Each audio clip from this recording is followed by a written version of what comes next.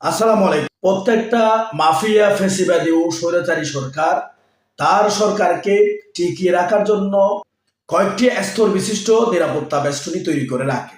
তার শাসন ব্যবস্থায় যাতে কেউ ঢুকে পড়তে না পারে সেজন্য তার চতুর্দিকে একটি অদৃশ্য নিরাপত্তা বেষ্টনী তৈরি করে রাখে।